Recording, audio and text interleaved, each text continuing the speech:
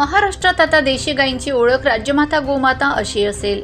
भारतीय संस्कृती जपणाऱ्या देवाभाऊंच्या महायुती सरकारने हा निर्णय घेतलाय।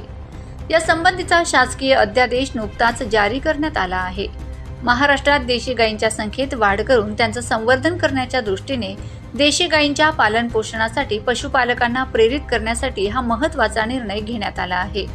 राज्यात देशी गायींच्या संवर्धनासाठी प्रति गाय प्रतिदिन 50 रुपये अनुदान देण्यात येईल। गोशाळांना अत्यल्प उत्पन्न असल्याने त्यांच्या मदतीसाठी हा निर्णय घेण्यात आला। त्या देशी गायीचं संवर्धन झालं पाहिजे म्हणून हा दर्जा देण्यात आलेला आहे। आणि एवढंच नाही तर ज्या ठिकाणी पांजरपोळ आहे, ज्या ठिकाणी व्यवस्था आहे, अशा ठिकाणी देशी गायीच्या चाऱ्याकरता मदत करण्याचा निर्णय देखील राज्य सरकारने घेतलेला आहे। या योजनेची अंमलबजावणी ऑनलाईन पद्धतीने केली जाणार आहे। यासाठी राज्यातील प्रत्येक जिल्ह्यात गोशाळा पडताळणी समिती असेल। या निर्णयामुळे गोमातेचं रक्षण होणार आहे।